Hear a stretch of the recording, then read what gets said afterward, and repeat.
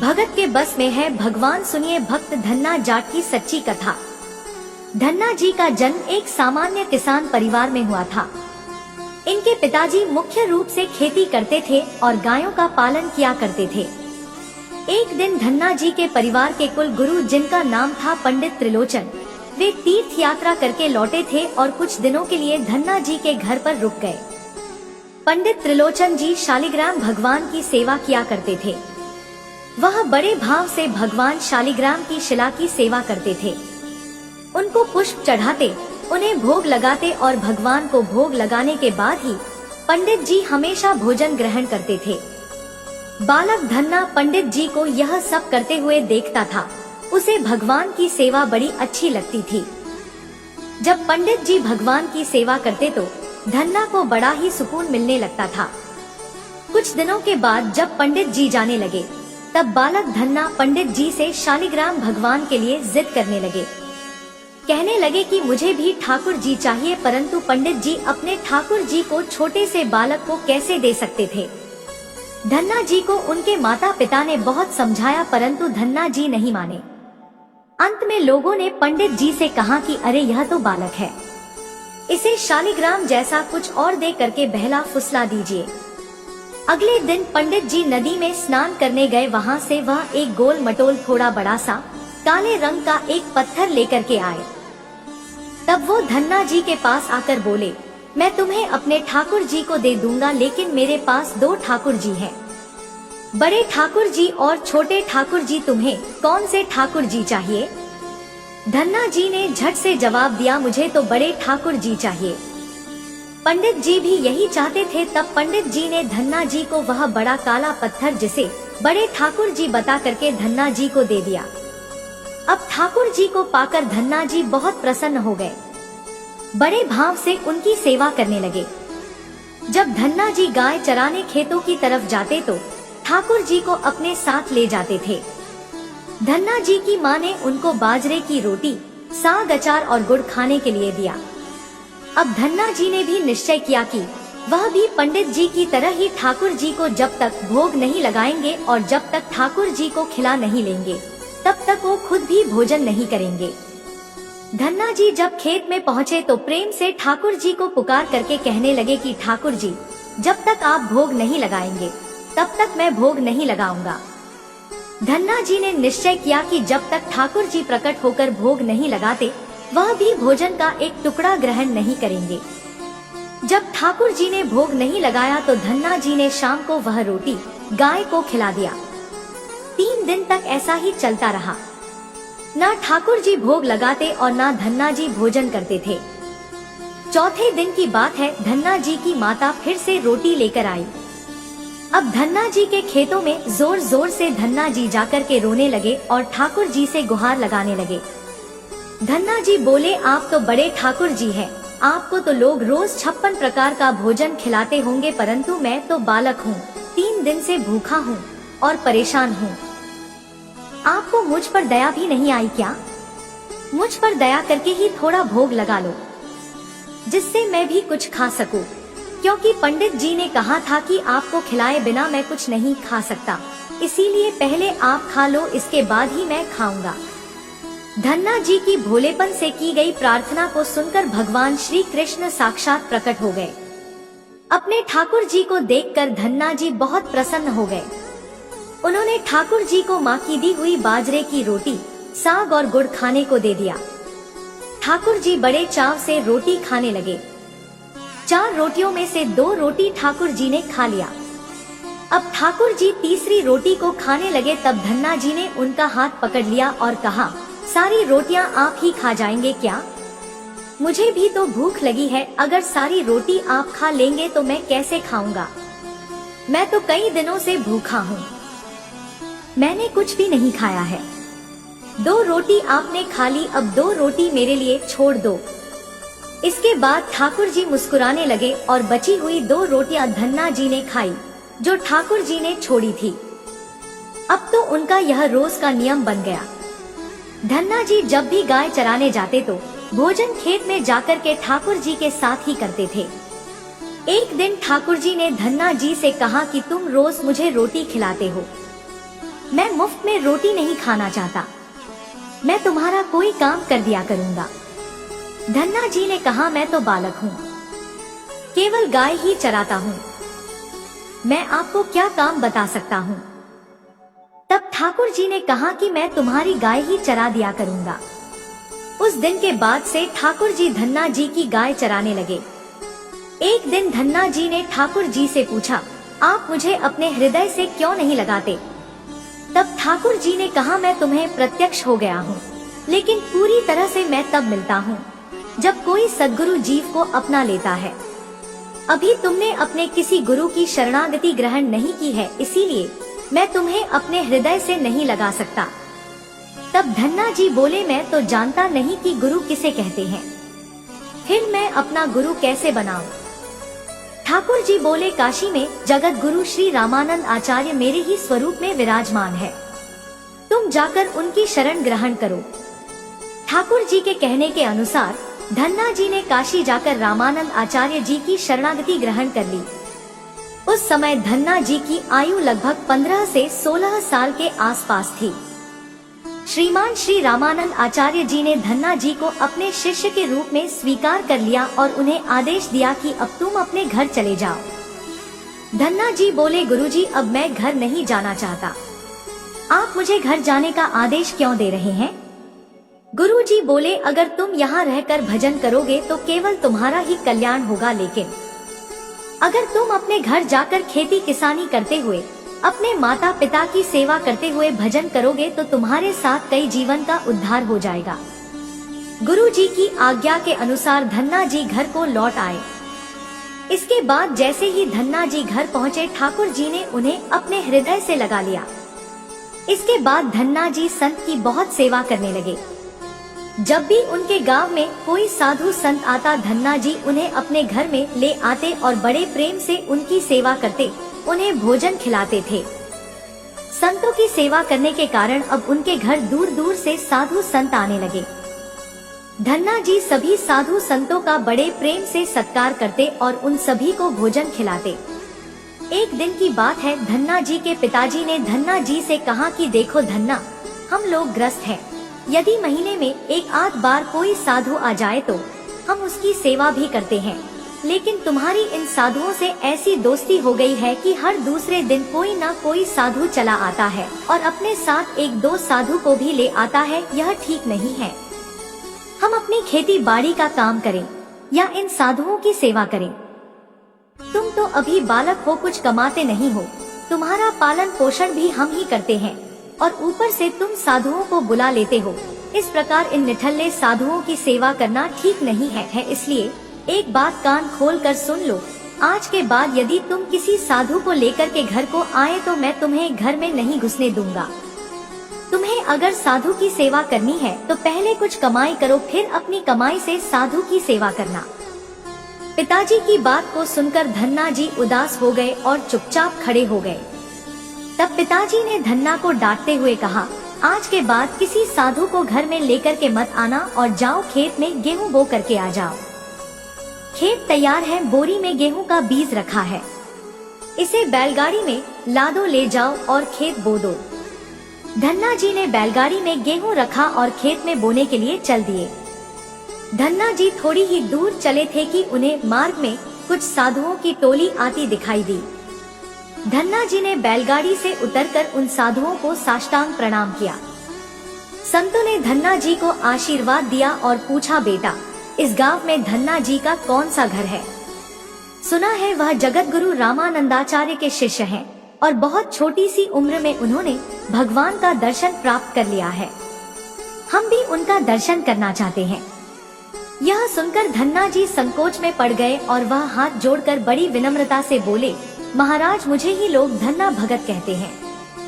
संत बोले, भगवान ने बड़ी कृपा की, हम जिनसे मिलने आए थे वो यही मिल गए।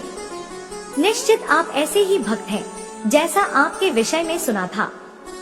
कितनी विनम्रता है आप में। चलिए आपके घर चलते हैं, वहीं बैठकर आपसे चर्चा करेंगे और ढेर सारी बातें करेंगे। धन्ना जी ने सोचा, अभी पिताजी ने साधुओं को घर लाने से माना किया है, यदि मैं खेतों में बीज बोने के बजाय इन साधु संतों को घर ले गया तो पिताजी आसमान सर पर उठा लेंगे और इन साधुओं को भी भगा देंगे। तब धन्ना जी कुछ विचार करके बोले, महाराज अभी घर में कोई नहीं है, मैं भी खेतों की तरफ जा रहा हूँ, आप भी मेरे साथ वहीं चलिए। संत बोले, ठीक है, हमें तो आपसे मिलना था और आप जहाँ भी ले चले हम वहीं चलेंगे। फिर धन्ना जी उन सभी को खेत पर लेकर के चले गए। खेत में एक पेड़ के नीचे बने हुए चबूतरे पर साधुओं को बैठा करके बोले, महाराज आप यहीं पर कुछ देर तक विश्राम कीजिए, तब तक मैं आपके लिए भोजन पानी की व्यवस्था करता हूँ। इतना कहकर धन्ना जी वहाँ से बैलगाड़ी लेकर के चले गए। बैलगाड़ी लेकर धन्ना जी सीधे बनिया की दुकान पर पहुँचे। वहाँ पर उन्होंने बैलगाड़ी में जो भी बीज के गेहूं खेत में बोने के लिए रखा था उसे बनिए को बेच दिया और उस पैसों से दाल चावल और जो भी उससे बनने वाला पदार्थ था, चूरमा, सब सामान खरीद लिया। सामान लेकर धन्ना जी खेत पर पहुँचे। वहाँ पर संतों के साथ मिलकर बहुत बढ़िया दाल बाटी और चूरमा का प्रसाद बनाया। भगवान को भोग लगाने के बाद बड़े प्रेम से संत और धन्ना जी बैठ करके भोजन किया। इसी बीच भगवान की चर्चा भी होती रही। संतों को भोजन करवाने के बाद बड़े प्रेम से धन्ना जी ने उनको विदा कर दिया। संतों के जान के बाद धन्ना जी सोचने लगे कि बीज वाले गेहूं को तो बेच करके मैंने संतों को भोजन करा दिया, अब खेत में क्या बोया जाए। अगर पिताजी बीज मांगेंगे तो मैं कहां से बीज ला करके दूंगा, और यदि खेत में कुछ पैदा नहीं हुआ तो मैं पिताजी को कौन सा जवाब दूंगा। यही सोच करके धन्ना जी ने बोरी में रेत भरी और आसपास के लोगों को दिखाने के लिए उस रेत को खेत में बोने लगे। सुबह से शाम तक सारी बोरियां जो रेत से भरी थी धन्ना जी ने वो सब खेत में बो दिए। आसपास के खेतों के किसान देख रहे थे कि धन्ना जी खेतों में गेहूं बो रहे हैं, वो तो खेतों में रेत बो रहे थे। खेत बोने के बाद धन्ना जी बड़े प्रसन्न मन से घर की ओर चल दिए। वह सोच रहे थे कि खेत में तो कुछ उगना नहीं है तो देखभाल भी नहीं करनी पड़ेगी। धन्ना जी जब घर पहुँचे तो पिताजी ने पूछा कि खेत बो आए, तो धन्ना जी बोले कि पिताजी मैं खेत बो आया हूँ। कुछ दिन बीते, धन्ना जी के पिताजी और गांव के कुछ बड़े बूढ़े लोग धन्ना जी के पास आए और बोले कि तुमने कैसा खेत बोया है, ऐसी फसल तो हमने अपने जीवन में आज तक नहीं देखी। ऐसा लगता है जैसे गेहूं का एक एक दाना नाप नाप करके एक समान दूरी पर बोया गया है और सारे ही दाने उगाए हैं। इतनी सुंदर फसल तो हमने आज तक नहीं देखी, ये सब तुमने कैसे किया। धन्ना जी सोचने लगे ये सब तो उनको ताने मार रहे हैं, खेत में कुछ होगा नहीं इसीलिए ऐसी बातें सब कर रहे हैं। तब धन्ना जी आश्चर्यचकित होकर के स्वयं खेत पर जाकर के देखा तो वहां जाकर वह बड़े ही आश्चर्यचकित हो गए। उन्होंने देखा कि खेत में बाली थी। जिस खेत में उन्होंने रेत बोई थी वहां पर अब फसल उगाई थी और इतनी सुंदर फसल उन्होंने भी कभी नहीं देखी थी। फसल को देखकर धन्ना जी को भगवान की कृपा का एहसास हुआ और उनकी आंखों से आंसू निकल आए। धन्ना जी जोर जोर से रोने लगे। जब धन्ना जी के पिता और अन्य गांव वालों ने रोने का कारण पूछा तब धन्ना ने रोते हुए सारी घटना कह सुनाई। धन्ना जी बोले, पिताजी जब आपने संतों को घर लाने के लिए मना किया था और खेत बोन के लिए जो गेहूं आपने दिया था, उस दिन मुझे मार्ग में कुछ संत मिले थे। मैंने उन संतों को अपने घर नहीं लाया और खेत पर ठहरा करके जो भी बीज मैंने बोने के लिए गेहूं लिया था सब बनिए की दुकान पर बेच करके मैंने संतों को भोजन करवा दिया था। इसके बाद मैंने लोगों को दिखाने के लिए खेत में रेत को बो दिया। फिर यह फसल कैसे हो गया ये मुझे नहीं मालूम। धन्ना जी की बात सुनकर उनके पिताजी की आंखों में आंसू आ गए और वो बोले कि मेरा धन्य भाग्य जो मेरे घर में ऐसे पुत्र ने जन्म लिया। आज के बाद हम तुमको रोकेंगे नहीं, जितना हो सके साधु को बुलाओ और उनकी सेवा करो। हम तुम्हें अब कभी मना नहीं करेंगे। आज से मैं भगवान की भक्ति किया करूंगा और तुम्हारे साथ संतों की सेवा करूंगा। इसके बाद धन्ना जी और उनके परिवार वाले खूब संतों की सेवा करने लगे। कुछ समय बाद धन्ना जी की उगाई हुई फसल को काटने का समय आ गया। उस समय उतनी ही खेती से पहले से 50 गुना ज्यादा गेहूं निकला। यह गेहूं इतना ज्यादा था कि उसे रखने तक की जगह नहीं बची थी। गांव के सभी लोग धन्ना जी की फसल देख करके आश्चर्यचकित हो गए और सभी आश्चर्य करने लगे थे। अब धन्ना जी और उनका परिवार अपनी क्षमता के अनुसार खूब संत की सेवा और भगवान की भक्ति करने लगे।